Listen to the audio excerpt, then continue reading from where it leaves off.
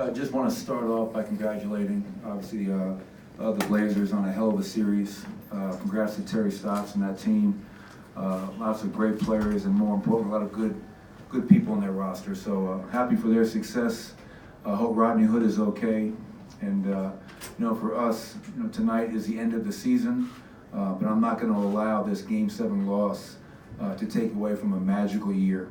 And it doesn't feel that way right now, but when our players reflect on what we were able to accomplish, hell of a year. Couldn't ask for anything more from our guys. Hey, Coach. Jamal was able to string some really strong games together in the postseason. Obviously, a tough one tonight. What's just your message to him, knowing that for you guys to maybe get to the next level, he's got to be a little more consistent, but balancing with the fact that he's still only 22? Yeah, the future is so bright. You guys heard me say it all postseason. I love the moment. I love where we're at. But more importantly, I love where we're going and who we're going there with. And that's such a big point of what we're doing here. Just spending time with Mr. Kroenke and Josh. And Mr. K said it, we won 61 games this year. It's been over 10 years, I think, since we've won that many games. And Jamal will be a huge part of that future.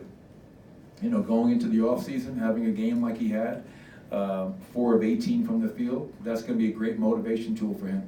And that's a conversation we had quite often throughout the season. And now 14 playoff games is great players bring it every night, and they produce every night. And, he didn't have a great night, but it wasn't for a lack of effort. We would not be here without Jamal Murray's efforts all season long.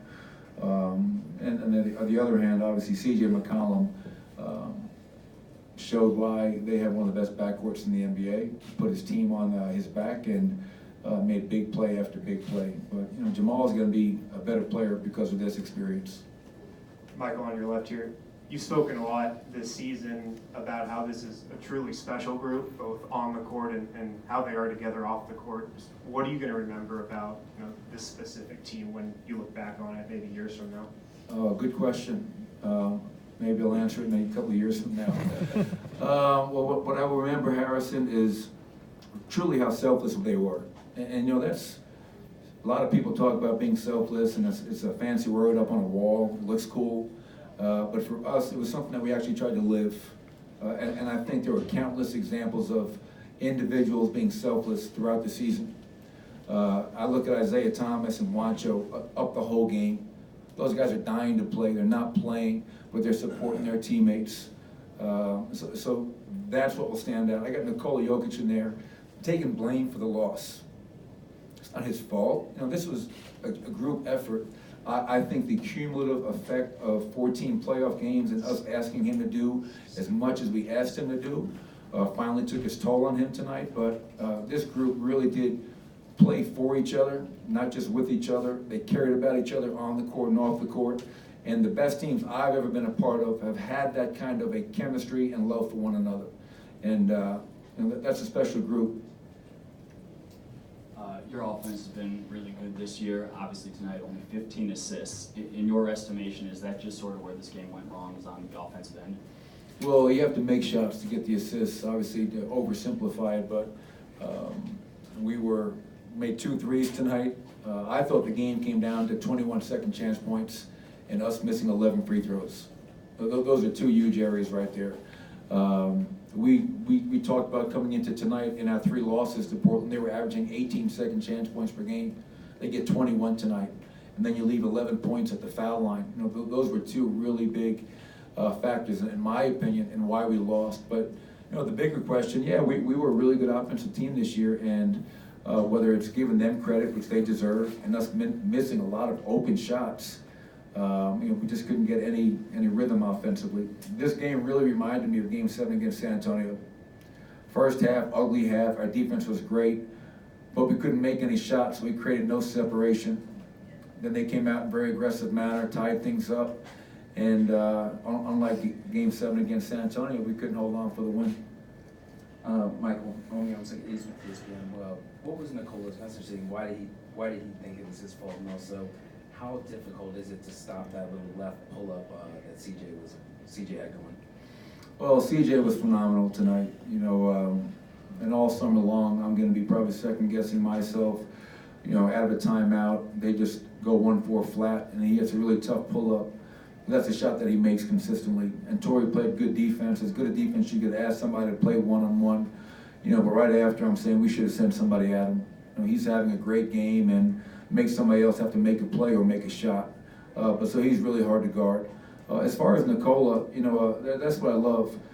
I hope after 14 playoff games, America, everybody around the world that watches the playoffs, really came to appreciate Nikola's game. Playoff debut, almost averaged a triple-double in 14 games and was playing close to 40 minutes a night. He's arguably the best big man in the NBA. And for him to be as emotional and as upset as he was, speaks to his, just truly caring. And he knows that we ask a lot of him, and he's just upset because he didn't think he did enough for us to win the game tonight. And I love the fact that he's not afraid of the pressure to put this loss on him, even though we all know it's not on him. All right, we win together, we lose together. But I love Nikola's commitment to this group, and I love him as a kid. He's wonderful to coach, and I look forward to coaching him for many years moving forward. Michael, over here. Is it too early to look at this as a whole, maybe after Game 5, and say, this is why the series got away from us? I don't know. I mean, everything is still so raw. We talked about this a few games ago. Do you like to win? Do you hate to lose? I hate to lose. So right now Mother's Day sucks. But I don't know. We played really well in Game 4 and 5. Obviously, Game 6 we weren't able to close it out. And then coming home, you feel you have a great chance in front of your home crowd, and you don't get the job done. And as I alluded to earlier, the offensive rebounding and the free throws are factors. Defense on C.J. McCollum is a factor, but we did a lot of really good things this series. Our guys grew up, which is most important. We have a lot of guys going to get Game 7 experience. We have a roster full, a locker room full of young guys that got 2 Game 7s under their belt, and how can we not be better off for that? Mark Kislett, Denver Post. 2 things. You've seen this game offensively before this season where you don't hit the open jump shot. Can you make an adjustment when that happens, or do you just have to trust that eventually they're going to make it? And the second thing, bigger question is, to what extent can you grow out of the heartbreak of a Game 7 loss? Yeah, I think obviously on one hand, you always ask yourself, kids, are you generating open shots? And if you're generating open looks and you're not making them, okay, you hope that eventually keep on shooting them. That's the only way you're going to get out of that slump. The second part of that is when and I said this throughout the postseason because we had multiple examples of games like this, stop settling. So now get to the free throw line, play in attack mode. And the problem tonight was we missed 11 free throws. So that kind of compounds the issues of trying to score. And what can we take out of this? You have to understand why you win and why you lose. And tonight I thought we lost. Think about all the possessions they got. We played great defense tonight. Great defense. But we just were never able to consistently gain rebound and give them one shot. When you give an opponent 21 second chance points, so that's got to be something we learn from. And that's probably one of the more troubling things for me, because even in the first round, we were an elite rebounding team in the regular season. In 2 playoff rounds, 14 games, we did an awful job of rebounding. A really, really poor job. That was a constant topic of discussion in round 1, and obviously in this series, I felt it was probably the deciding factor in losing Game 7 today. Last one, Sandy. Oftentimes it seems like if you're giving up points defensively, it affects your offense. Did you get the sense in the fourth quarter that maybe it was the other way around?